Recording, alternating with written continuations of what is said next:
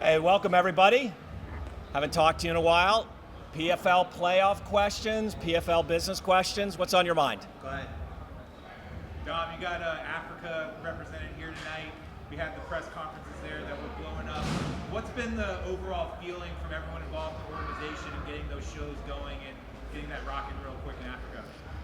We're very proud of this PFL Africa experience, launch, development.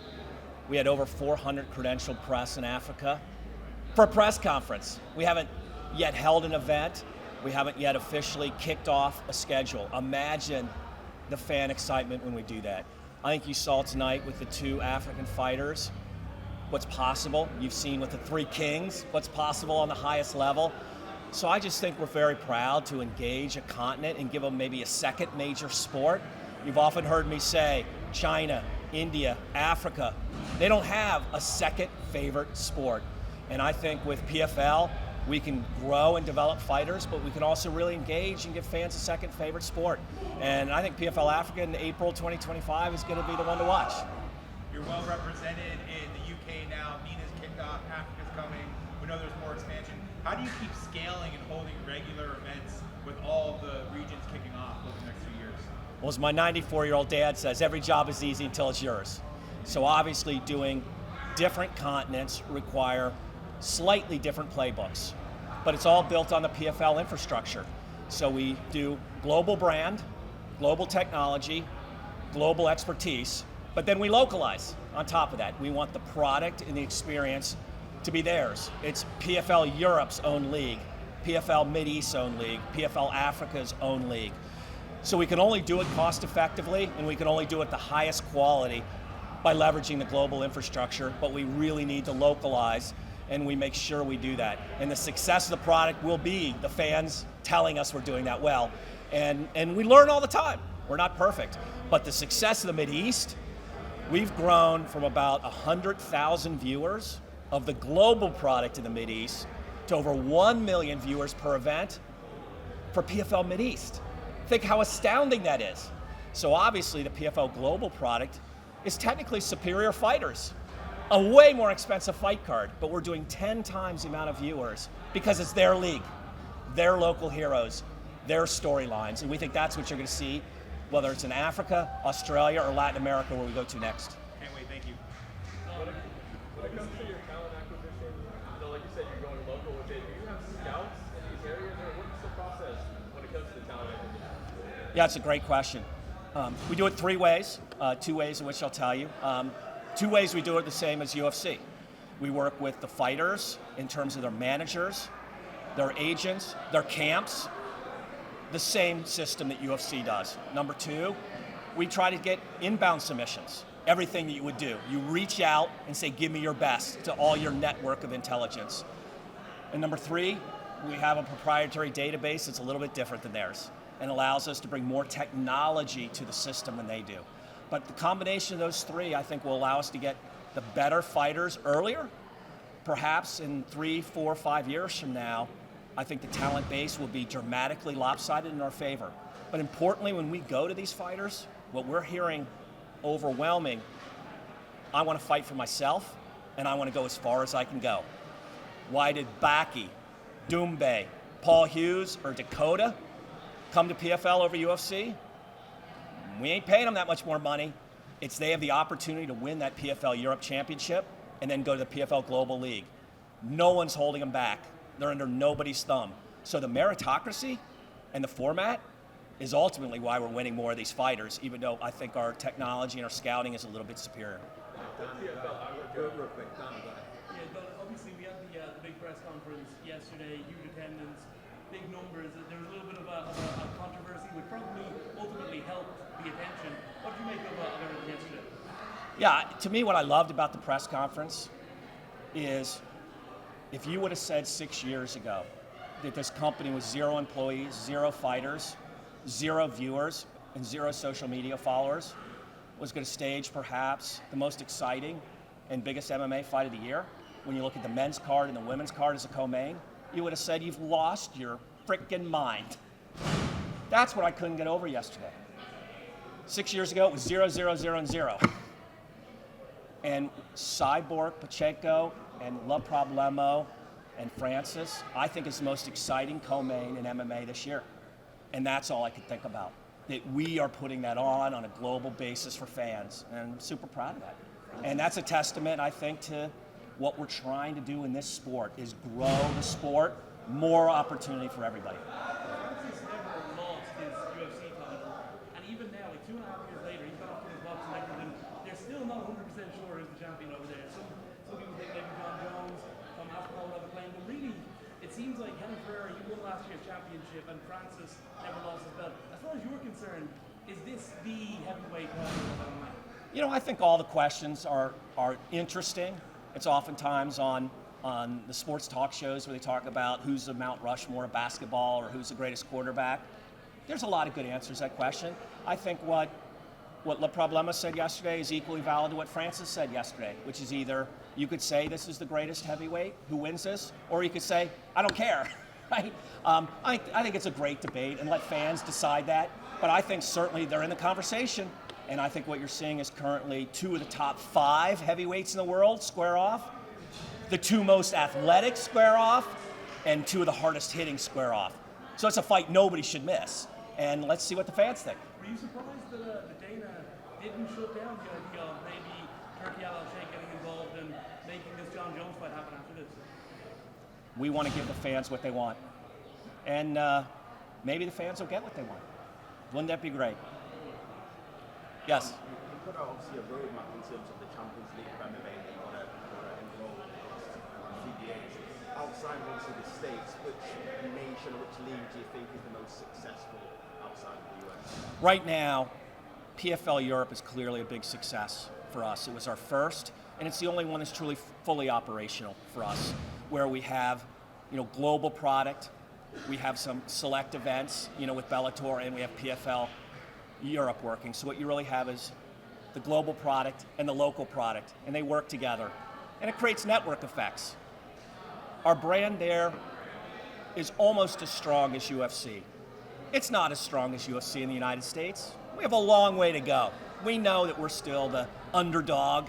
We're still the new kid. We're still the disruptor. We have to earn a lot of fans. But Europe shows what's possible, because we're stronger in Europe than we are in the United States, because we have the global product and the local product really connecting together. And I think that's a roadmap for the future. And because of that, do you think we'll see a Superbike Emmy being held in Europe in the next couple of years? I think certainly we'll do that. And I think there was a lot of discussion among us about what to do in 2025. You've got certainly Baki Doumbé, you've got Francis and his fan base in France. I think we're completely open, to how to build that market. But we're just super excited from where we were 2 years ago in Europe to where we are today, dramatically better, and dramatically close the gap in fans' mind. And that's what we're always trying to do. Try to get fans to say, watch this PFL product, see how good these fighters are, give us a chance. And when they do, they like it.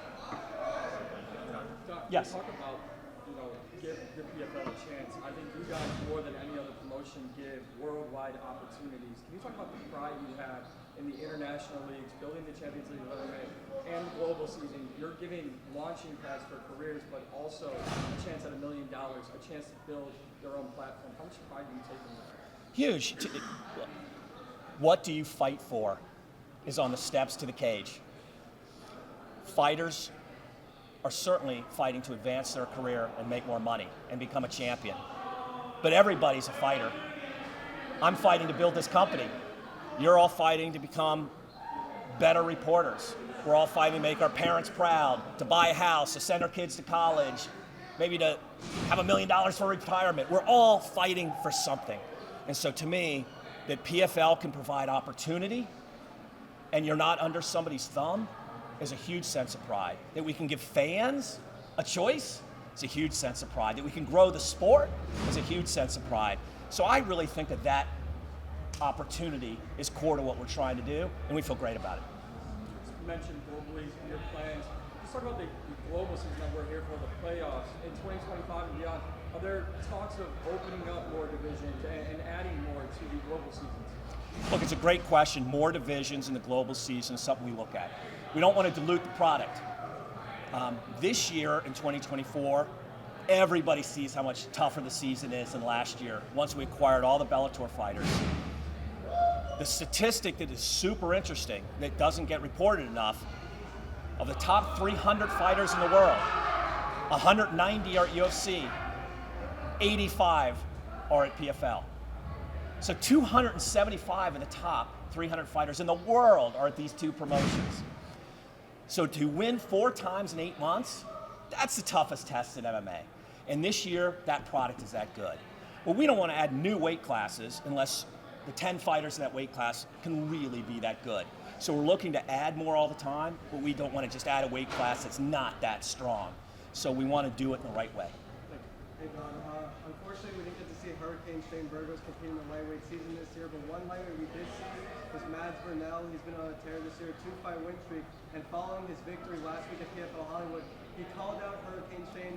WWE asked, it was an amazing call. It was great. In recent memory, they have both agreed verbally, of course, to fight each other. Is that a fight you're looking to book in the next few months or next year? Yeah, I'll leave all the details of the booking to Ray and Mike and our team. We love Shane Burgos, and Shane wanted to take the year off to, 1, regroup personally, and 2, get better, training. We can't wait to have him back. So will Shane get a fight with PFL? Yes. Are we excited to have Shane back in one form or another, whether it's the season or a one-off champions product? 100%. So yes, we're going to do something. When and what? I'll leave it to the matchmakers to do that. I hate to beat a dead horse, but you and Peter seem to have a little bit of different answers on Muhammad Mokaev. So I'm just wondering, is there any updates or clarity you can give on that? Well, the good news is I've never given an answer, so I don't have a different answer than anybody. I know Ray and Pete have had a little different answer. I don't comment too much on individual fighter stuff, as you guys know. We don't have that weight class currently, and I won't comment beyond that, in terms of who we might sign, who we won't sign. I'll leave it to, our matchmaking team to make more comments on that if they want to in the future. And last one for me, this might be more of a matchmaking question too, but in terms of the flyweight, bantamweight futures, are you guys planning on adding that maybe next year or soon? Don't know. If we added anything in the season, it's got to have a lot of depth. If we add anything in a one-off format in the Champions Series, it's got to be top 5 fighters, or why do it? So that's all about what can we really achieve that's great, for fans and in the media market. That I don't know. So that's all this kind of stuff we not only do through the season, but really heavy starting in October. Let's do one more question right here. Hey, welcome back. So a great picture of you and Jake having a bit of a break, a bit of a hug. What did you guys talk about? One, I wished him good luck, coming up, as I've also wished Mike Tyson good luck. It's a fight that I want nobody to lose. They're both partners of ours, and they're both great people. And 2, we just talk business. As you know, Jake plays 2 roles with us that we really value. 1, advising us on business, and 2, as an MMA fighter down the line once he gets either becomes boxing champion or has a little free time in MMA. So we just talked some business and caught up. Yeah. With the extension of PFL, you guys buying Bellator, and MMA becoming a household product, what are y'all thinking about as far as going forward, benefits as well as health insurance and things for all fighters? Look, it's a very good question. The thing, back to the question about pride, that we're most proud of is choice. Prior to PFL, there was really no legitimate choice. With Bellator in real bad shape, there was going to be no legitimate choice for all those fighters. So we've created now choice. For any of you who've had 2 job offers, that's like 10 times more than 1 job offer. For fighters right now, you've got a great choice. That's the best thing that we could do to the market, to create opportunity, to create economic flexibility, to create true advancement, is for us as a company to be viable, strong, and continue to get better and better.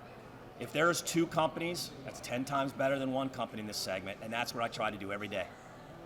Thank you guys. Thanks, Thank guys. you so much.